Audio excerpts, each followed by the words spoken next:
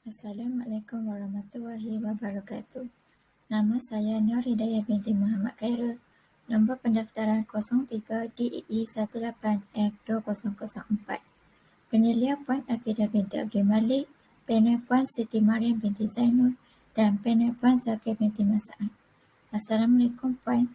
Projek yang saya akan bentangkan ialah Door Lock Fingerprints. Pengenalan. Pada era globalisasi ini, kes-kes jenayah banyak berlaku, maka tempat yang harus dipastikan selamat ialah kediaman sendiri. Dengan sistem pengecaman biometrik ini dapat membantu meningkatkan tahap keselamatan kediaman anda. Objektif utama yang telah dicapai bagi projek ini ialah membangunkan satu aplikasi menggunakan Arduino. Yang kedua pula mengesan pengguna yang mempunyai cap jari di dalam data sistem sahaja. Yang ketiga menghantar notifikasi amaran kepada pengguna melalui Blink. Akhir sekali yang keempat ialah bunyi alarm yang terhad. Penyataan masalah yang sering dihadapi ialah kurang pendedahan terhadap sistem yang berteknologi tinggi mengenai ciri-ciri keselamatan kediaman yang dapat mengelakkan kes pecah rumah. Seterusnya, pengguna tidak dapat mengambil tindakan pantas kerana tiada notifikasi amaran diterima yang menyebabkan mudah untuk penjenayah merompak kediaman mereka. Selain itu, pengguna perlukan kunci untuk membuka pintu, jadi mengambil masa sedikit dan kemungkinan anak mereka boleh dicolek walaupun dalam masa yang singkat. Akhir sekali, alarm jarang digunakan pada kediaman, tetapi loceng sering digunakan oleh orang ramai. Tetapi telah terbukti bahawa alarm atau penggerak berjaya memberikan amaran kepada penggunanya jika sistem diceroboh. Skop bagi projek ini ialah sistem atau program ini hanya dapat digunakan untuk satu unit sensor cap jari sahaja untuk setiap rumah kerana kos bagi sensor ini agak mahal sedikit, tapi demi keselamatan ia berbaloi. Door Lock Fingerprints ini cuma sesuai untuk kegunaan kediaman yang bekalan kuasa elektrik pada 240 volt iaitu single phase sahaja.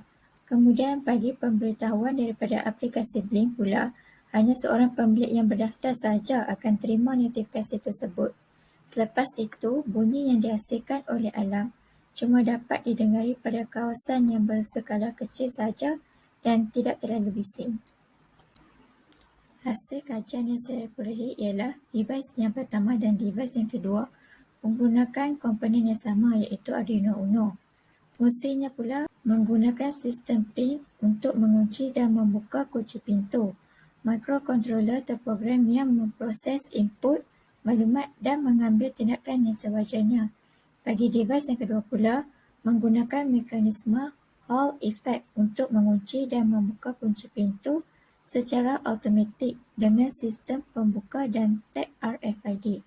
Bagi projek saya pula, menggunakan sistem Arduino dan sensor cap jari untuk mengakses maklumat dalam data, untuk buka dan tutup pintu serta menghantar notifikasi amaran melalui aplikasi.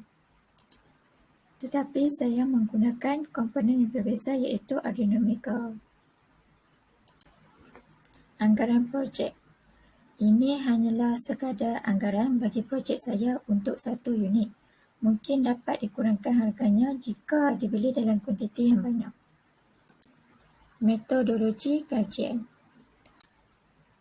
Carta alih yang menunjukkan bagaimana sistem ini berfungsi, iaitu input bagi projek ini ialah sensor cap jari dan sudah semestinya bekalan kuasa. Kemudian microcontroller bagi sistem ini ialah Arduino Mega. Selepas itu, berdasarkan data yang di dalam sistem, apabila pengguna yang dibenarkan, microcontroller akan benarkan pengguna untuk buka pintu dan solenoid berfungsi.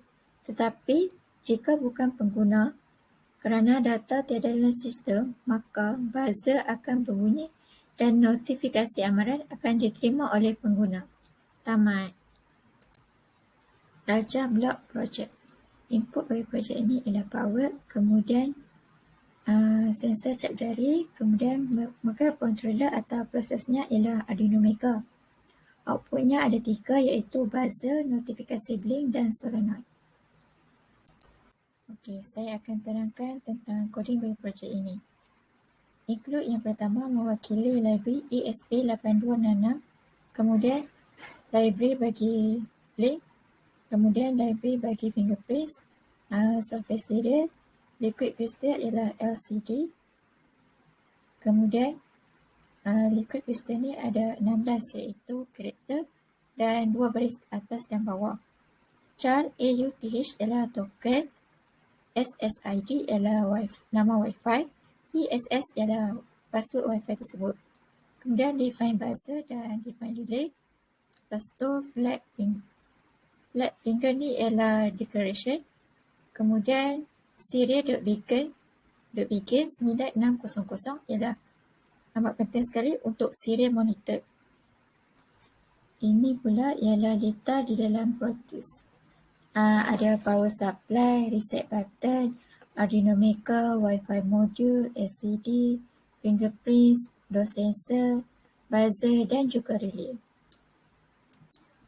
Ini adalah model projek yang saya telah hasilkan. Operasi litar. Letakkan jari di sensor.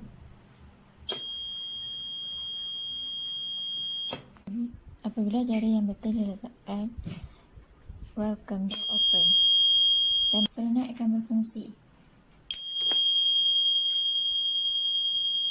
Apabila bukan jari yang betul diletakkan, unauthorized.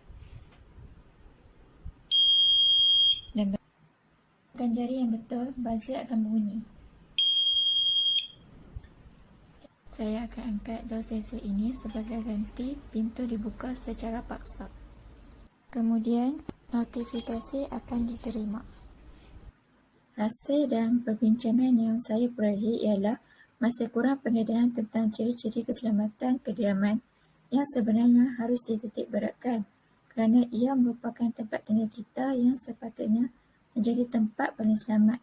Oleh hal yang demikian, projek ini dapat memberikan banyak manfaat kepada pengguna dan akan diperbaiki lagi serta melakukan penambahbaikan pada masa akan datang untuk keselamatan pengguna lebih terjamin.